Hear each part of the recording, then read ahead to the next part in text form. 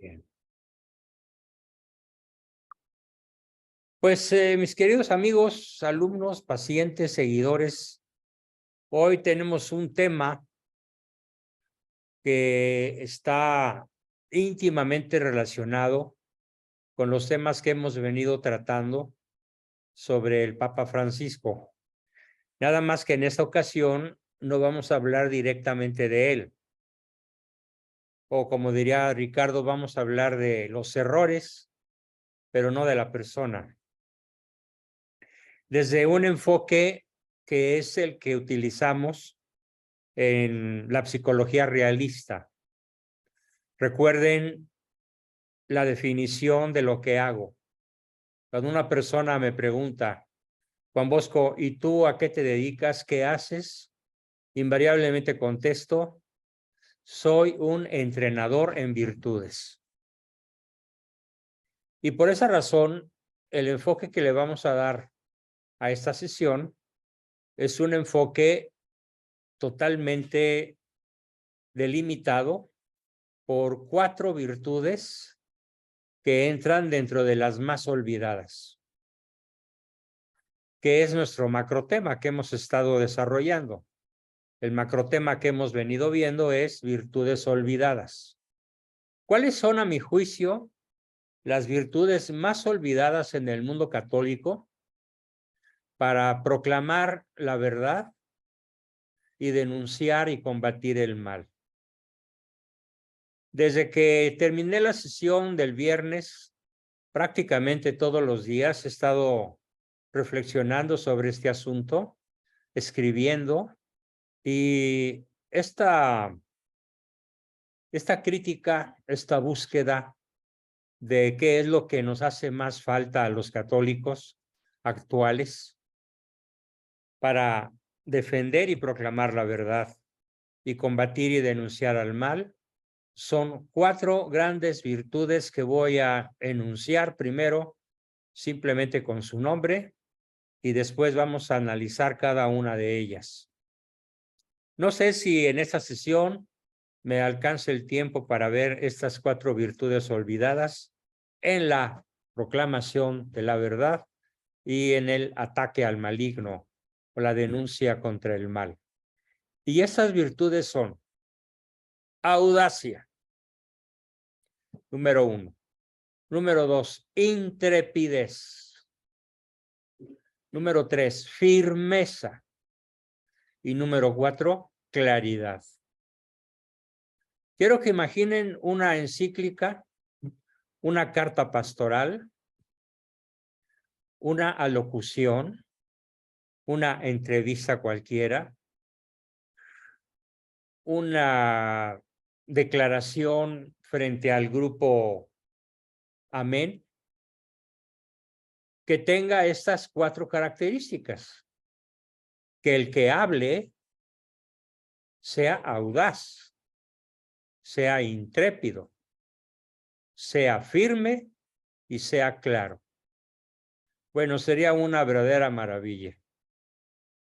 Por supuesto que hemos tenido a lo largo de la historia papas que han tenido estas 4 características y me viene ahorita a la cabeza cómo fue calificado San Pío XII cuando proclamó su famosísima encíclica en defensa de la vida y en contra de los anticonceptivos y en contra de multitud de cosas que empezaban a verse como impuestas por la naciente ideología de género y la naciente comunización de Hispanoamérica.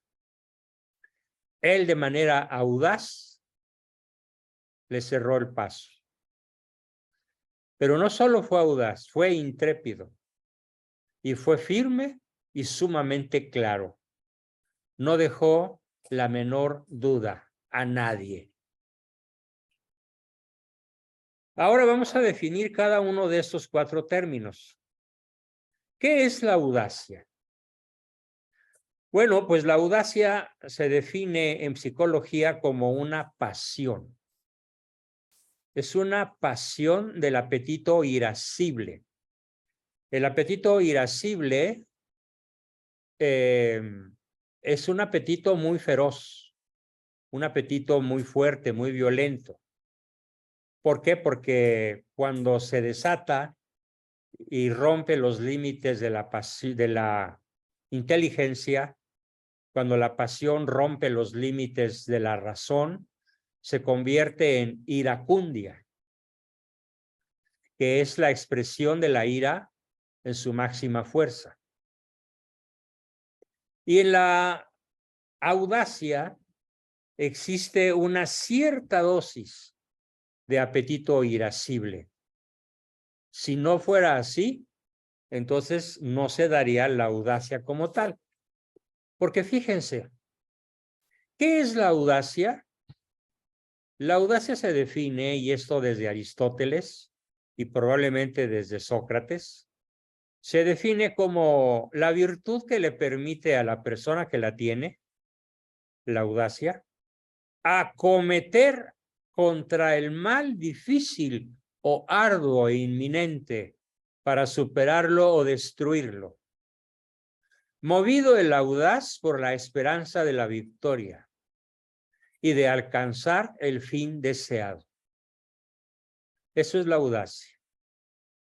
Repito, en su primera acepción, la audacia es una pasión del apetito irascible que acomete contra el mal difícil o arduo inminente para superarlo o destruirlo, movido por la esperanza de la victoria y de alcanzar el fin deseado.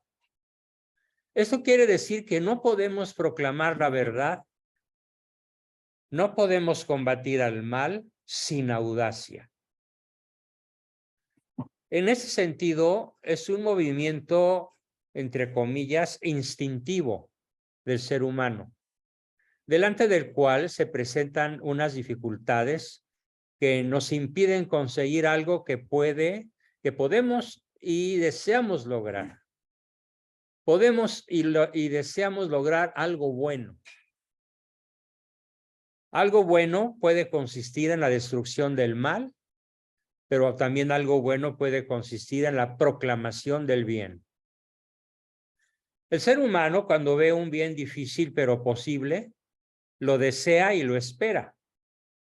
Y ante los posibles obstáculos que se presentan a sus ojos, dificultando su consecución, siente el audaz, siento yo como audaz, un movimiento pasional de acometer con audacia para vencerlos. En esta maravillosa acepción, esta primera maravillosa acepción, la palabra audacia se opone a la pasión del temor.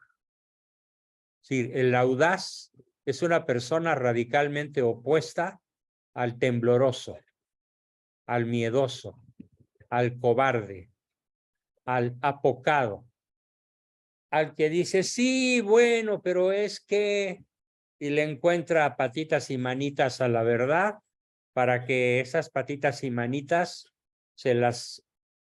el que no tiene audacia para proclamarlas, las corta, y al cortarlas, compagina con el mundo, que espera que la verdad no se proclame de manera audaz, sino que se proclame de manera tímida, que se diga de manera temerosa, de manera limitada, de tal manera que el que la proclama se retraiga ante las dificultades que podrían parecerle insuperables o cuando no compensan el bien que buscamos.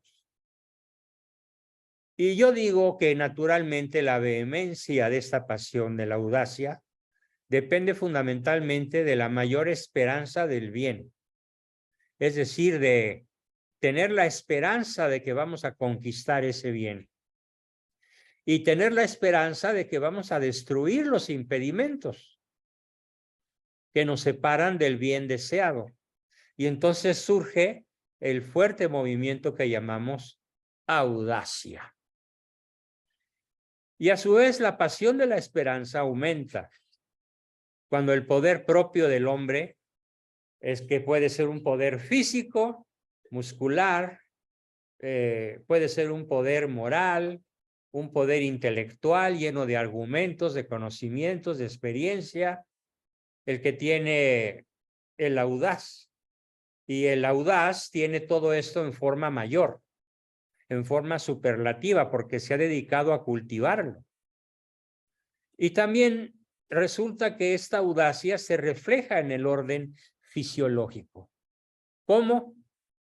Pues experimentamos piloerección, experimentamos enrojecimiento del rostro, experimentamos una posición de combate, una posición de tensión, una posición de defensa, la boca se cambia de posición, los ojos no se diga, el gesto, todo indica que la persona está preparada audazmente para el combate y haciendo gala de un vigor corporal.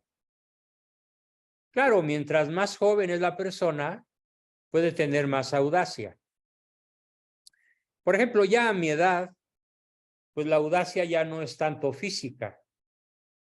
¿Por qué? Porque sé que desde el punto de vista físico, cualquier hombre menor de 50 años me lleva una ventaja fundamental. Por lo tanto, ya a mi edad y edades similares, la audacia se limita como una pasión laudable en el plano intelectual, en el cual audazmente expongo ideas que van en contra del mundo, que van a favor de la verdad, que van a favor del bien, de la unidad y de la belleza. Y aquí, ahora sí que esto es el rasgo que define la audacia: enójese quien se enojare. A mí el temor no me va a disminuir la audacia, porque no tengo temor. ¿Y por qué no tengo temor? Porque estoy colocado en el plano de la audacia. Y en esta situación tan diferente a la que usa la mayoría, fíjense, no entra en el campo de la moralidad. O sea, ser audaz no tiene una connotación ética de suyo. Solo la tiene cuando la audacia se aplica a la defensa del bien y a la denuncia del mal. Pero una persona puede ser audaz para cometer el mal. Puede ser audaz para destruir el bien. Por esa razón decimos que la virtud de la audacia como tal no va a depender en su bondad o maldad, en su moralidad o inmoralidad de sí misma, sino va a depender del fin al cual tienda, del fin al cual desee apropiarse con vehemencia. Así que entramos un poco más profundamente ahora a definir la audacia como virtud humana. Todo lo dicho hasta este momento pertenece al plano meramente pasional. La audacia es solo un movimiento instintivo nacido de una aprehensión. Aprehensión no es lo mismo que aprender a un sujeto que va a la cárcel, no. Se escribe con H intermedia. Aprehensión quiere decir apropiación de algo. Nacido de una aprehensión, de una apropiación inmediata del bien a conseguir, estando consciente de los peligros que lo obstaculizan y de las fuerzas con las cuales contamos. Si no estamos conscientes de los peligros que nos obstaculizan y de las fuerzas con las que realmente contamos, mejor ni nos metemos. Porque entonces no predominaría la audacia, sino predominaría la prudencia, que nos va a decir: no te metas, no tienes fuerzas, no tienes conocimientos, no tienes recursos para enfrentar con éxito la conquista del bien que te propones o la destrucción del mal que deseas. Y por lo tanto, la acción racional prudente nos puede contener. Pero resulta que la audacia por sí misma es una pasión, y como es una pasión, arde en las entrañas, arde en los músculos, arde en la conciencia, arde en la inteligencia, y es particularmente intensa y vehemente en el obrar. Este movimiento puede ser muy intenso y muy vehemente en el obrar, y puede apagarse al experimentar las verdaderas dificultades. Más aún, podría darse o no una exacta valoración de la realidad y degenerar en un movimiento de temeridad. ¿Qué es la temeridad? La temeridad es la exageración de la audacia. A pesar de que la razón nos dice no te metas, no tienes recursos, no tienes fuerzas, no tienes conocimientos, no tienes edad, no tienes el vigor de los 40, es prudente callar. Pues no, es tan vehemente la pasión de la audacia que se cae entonces en el extremo que vamos a llamar temeridad. Y la temeridad no implica estar lleno de temor, no, sino todo lo contrario. Perder el saludable temor al fracaso. Porque el temor al fracaso puede ser muy saludable. ¿Desde qué punto de vista? Desde el punto de vista que nos puede decir, no tienes recursos para enfrentar al mal, o no tienes recursos para conseguir el bien que buscas. ¿Y qué hace el temerario? Niega su limitación y se lanza de cabeza temerariamente a una pelea que tiene perdida de antemano. Esa es la temeridad. Por esa razón, la virtud de la audacia es una virtud de justo medio, como todas, o como casi todas, porque hay algunas virtudes, como la caridad, que no obedecen al justo medio, sino al máximo bien posible. Pero como es una virtud natural, obedece a la exigencia del justo medio. Entonces el audaz tiene una virtud a la mitad, entre el miedo o temor y la temeridad. Son entonces tres las entidades que quiero que capten de golpe. Extremo izquierdo, miedo, temor, pánico, susto, parálisis por terror. Justo medio, audacia. Exageración a la extrema derecha, temeridad. Esas tres entidades ténganlas presente con la invitación a evitar los dos extremos, porque los dos extremos nos llevan a desarrollar un argumento perdedor. Los dos extremos nos llevan a vivir fuera de la realidad. En cambio, cuando la virtud de la audacia lo es apasionantemente consciente, mientras que la temeridad y el temor no lo son. La audacia es reflexiva. La audacia es analítica. La audacia está enraizada en ideas y no en intuiciones o en simples corazonadas, nacida de la serenidad del juicio. Para que sea audacia, tiene que nacer de la serenidad del juicio. No se piense, sin embargo, que se trata de negar el valor a la audacia como pasión, no. Se trata solo de dirigirla por medio de la prudencia, lo cual redundará en un aumento de la fuerza pasional, siempre más recta y más al servicio de grandes empresas. La audacia como virtud humana, pues, es un aspecto concreto de otra virtud muy olvidada. Para ser audaz se necesita ser magnánimo. ¿Y qué significa magnánimo? Alma grande. magna anima, magnanimidad, por la cual, magnanimidad por la cual la persona tiende a hacer cosas grandiosas y busca la virtud y el bien a toda costa. Y cuando las dificultades que se presentan en esa búsqueda son grandes y tratan de empequeñecer el ánimo para que desistamos de afrontarlas, entonces aparece la audacia que nos mueve para acometer la empresa decididamente. Pero, atención, para que se dé la virtud del justo medio, se requiere, por tanto, que haya esperanza racional de conseguir un auténtico bien, de conseguir algo que objetivamente perfecciona al hombre y nos lleva hacia nuestro último fin.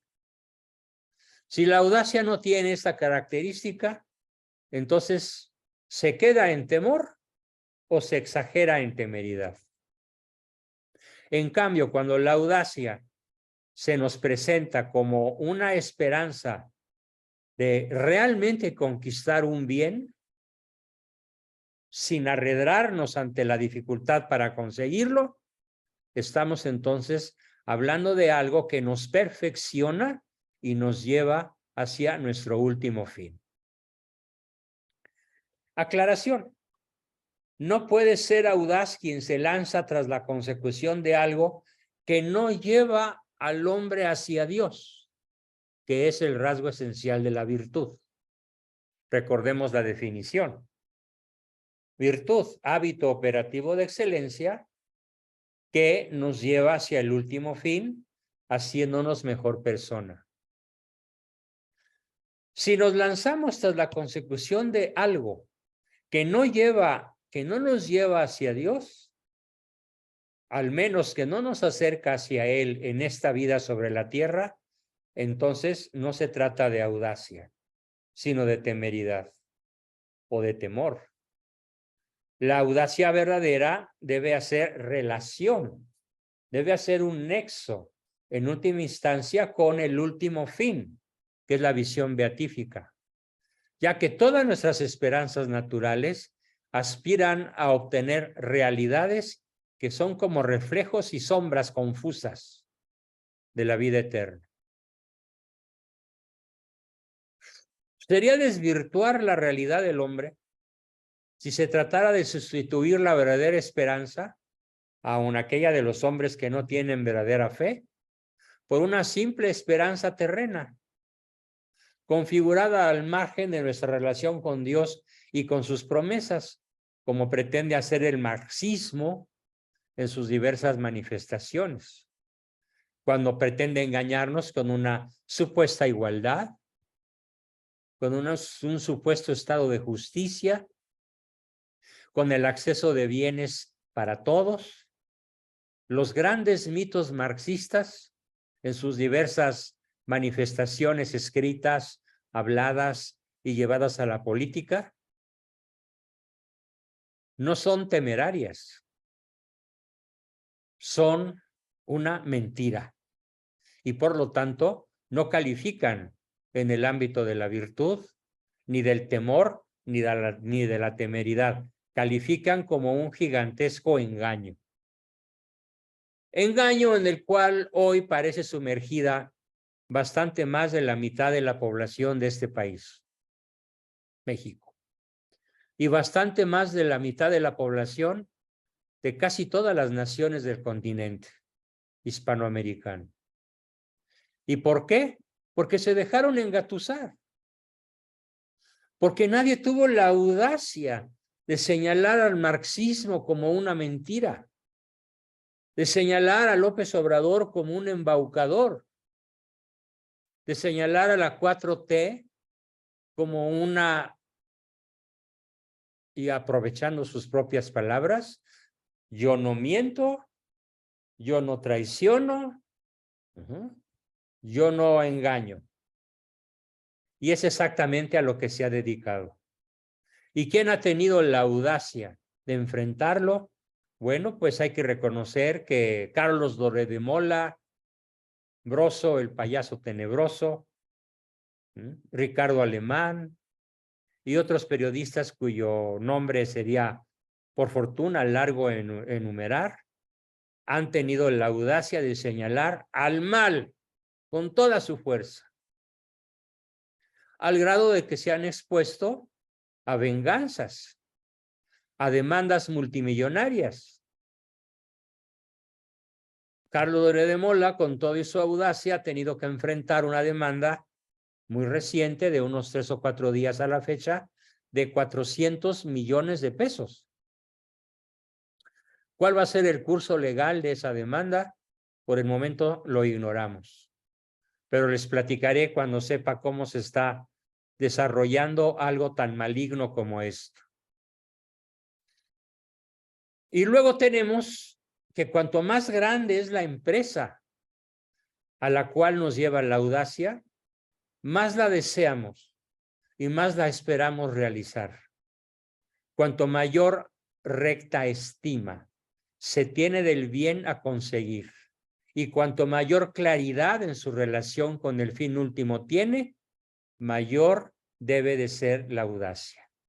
Dicho de otra manera, mientras más claramente concebimos que con la audacia el bien que deseamos conquistar nos lleva al fin último, la audacia crece, la audacia se acrecienta hasta hacer de nosotros una persona magnánimamente audaz, que incluso puede ofrendar su vida con audacia por conseguir un bien que tal vez él no verá, pero por el cual ha luchado sin medir las consecuencias, porque lo que busca no es la gloria mundana, sino acercarse a Dios como su último fin.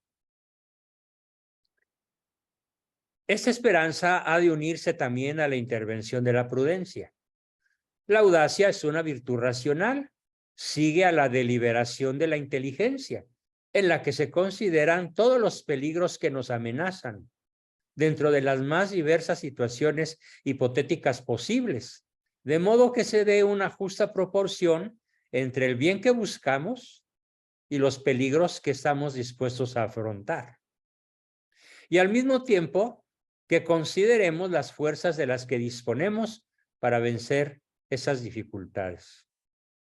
En el plano humano, estos medios son las virtudes, la experiencia, los posibles medios exteriores necesarios, la ayuda de otras personas y principalmente el audaz, ojo con lo que voy a decir, solicita el auxilio de Dios. El nombre de Dios. Los guerreros más audaces del cristianismo de la antigüedad tenían ese famoso lema, pro aris et focis, por Dios y por la patria. No se lanzaban a la pelea simplemente de modo audaz sin considerar que era absolutamente indispensable conseguir la ayuda de Dios, conociendo la flaqueza humana. Y desde luego, al pedir la ayuda de Dios, huimos de un vicio terrible, la presunción, que muchos confunden con audacia. Y no, la presunción no es racional. La presunción es una exageración de las fuerzas que realmente tenemos. En cambio, el audaz, el verdaderamente audaz, se reconoce limitado y reconoce que, como Patricia nos lo acaba de escribir, bravo Pati, como David contra Goliat. David exclama, el nombre de Dios. Y el nombre de Dios blande su onda. Y con una puntería que se antoja imposible, asesta de una sola pedrada en la frente del gigante Goliat y lo vence. Eso es audacia que busca la ayuda de Dios, conociendo la flaqueza humana y huyendo de la presunción. ¿A qué vamos a aplicar la audacia nosotros? Permítame un segundo para tomar un traguito de agua.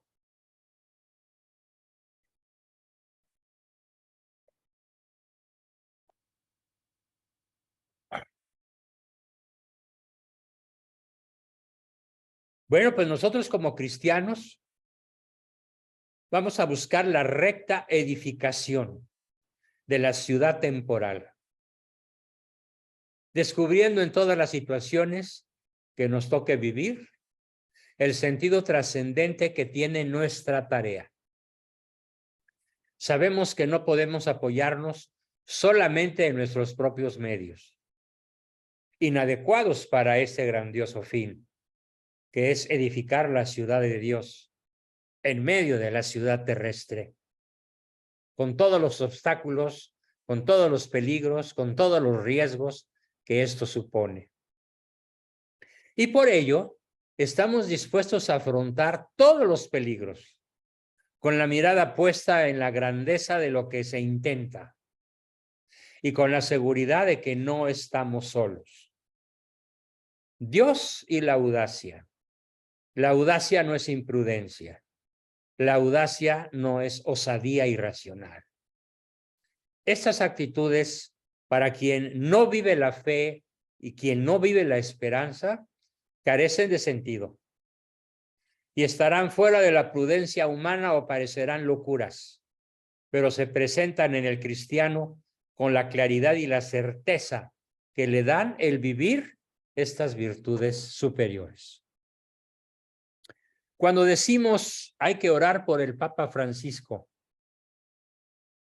soy muy directo en mi oración. Señor, dale al Papa Francisco audacia para proclamar la verdad y denunciar al mal. Y dejarse de medias tintas, dejarse de un lenguaje no audaz, sino de un lenguaje timorato que pacta con el mundo, que busca adecuar la iglesia al mundo. En lugar de luchar por ese supremo fin audaz, que es el de adecuar el mundo a la iglesia. Así de concreta tiene que ser nuestra oración. No nada más, ay, pidamos por el Papa Francisco. Bueno, ¿y? ¿So what? No, pidamos que el Espíritu Santo le dé audacia, como lo hemos planteado en los 32 minutos que llevo de exposición sobre el tema de la virtud cristiana, de la audacia que mediante el auxilio de Dios nos permite proclamar el bien y denunciar el mal y combatirlo. Pidamos por el Papa Francisco para que el Espíritu Santo le conceda esta virtud. Tenemos una segunda virtud. Me encanta. Es la virtud de la intrepidez. Dije que son 4, esta es la segunda. ¿Qué es la virtud de la intrepidez? Bueno, aquí tenemos que recurrir al diccionario grecolatino que estudiaba yo cuando iba en cuarto de prepa y teníamos una materia hermosísima que se llamaba Raíces Grecolatinas del Español. Intrépido viene del latín intrepidus, con U. Intrepidus, que significa una palabra formada por el prefijo negativo in, que significa negación. In es negación. Por ejemplo, inválido significa la no validez. Es decir, alguien no puede valerse por sí mismo. Es un inválido. Y así podríamos encontrar infinidad de palabras más en nuestra lengua castellana.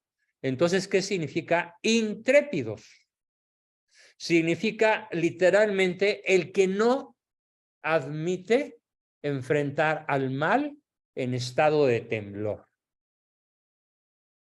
No se permite enfrentar al mal, no se permite a sí mismo combatir por el bien, estando tembloroso, estando trepidante de miedo. Por eso la palabra intrépido quiere decir sin temblor, sin pánico, sin parálisis corporal, sin sudor ante el adversario. Eso significa intrepidez. La negación del estado trepidatorio que va a producir en nosotros el miedo.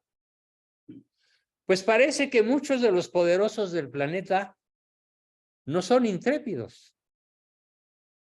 Les falta la intrepidez, que es ese maravilloso objetivo virtuoso que califica a quien no se muestra temeroso, que no tiembla, que no se permite la manifestación física del miedo. Intrepidez es sinónimo de alguien valiente y arriesgado, que se aventura en situaciones peligrosas, pudiendo en casos extremos llegar a ser temerario. Pero no, como está regido por la recta razón, mide sus posibilidades y se niega a riesgos extremos, irracionales, para mantenerse siempre en el justo medio de la virtud, buscando siempre estar en el lado contrario del ¿quién? Del cobarde, del tembloroso, del miedoso. Eso significa, pues, intrépido. Y aumentando y penetrando todavía sobre el punto, las personas intrépidas son audaces, se lanzan a alcanzar sus objetivos. Y esto resulta muy bueno, siempre y cuando muestren un mínimo de cautela. Pues la intrepidez no debe estar despojada del pensamiento racional que indique límites a los impulsos demasiado riesgosos. Dicho de otra manera, la intrepidez para hacerlo, al igual que la audacia, requiere estar controlada por los límites de la razón. Si no, se volverá temeridad irracional. Todavía algo más sobre la intrepidez. Se asocia a una muy alta autoestima. O sea, el intrépido tiene una alta autoestima de su propia persona. Es muy ambicioso, pero no es un ambicioso codicioso del poder, la fama, los honores, los placeres, las riquezas. No, es ambicioso de bien, ambicioso de belleza, ambicioso de unidad, ambicioso de verdad. Y por eso se lanza a la conquista de retos y desafíos. Y por ello es más común en los jóvenes que en las personas adultas, aunque claro, hay excepciones. La intrepidez puede darse a mi edad o a la de cualquiera otro, sobre todo cuando vemos que para conquistar por el bien, que para luchar por el bien, necesitamos estar en un estado no tembloroso. Y el estado tembloroso implica muchas cosas. Es el que duda al proclamar la verdad con toda su fuerza. Porque al proclamar la verdad con toda su fuerza y su belleza, el mundo se va a retorcer de rabia. Y nos van a atacar. Y nos van a difamar. Y nos van a odiar. Lo dijo Cristo. Lo predijo Él. El mundo os va a odiar por proclamar la verdad. Y por eso se necesita un enorme nivel de intrepidez para permanecer impávido. Es otra sinónimo de la palabra intrepidez. ¿Sí? Impávido significa sin miedo. Pávido viene de paura, temor, miedo. Entonces la persona impávida, intrépida, permanece sin temor ante la necesidad permanente y constante de proclamar el bien y combatir el mal. Es otra de las cosas que tenemos que pedirle a Dios, que les dé a nuestros pastores. Conozco en México uno que es audaz y es intrépido. Y yo calculo al verlo hablar que tiene mi edad. Es más, ya la voz le tiembla y está encorvado y se ve anciano. No puedo decir qué edad tiene porque no tengo manera de conseguirlo.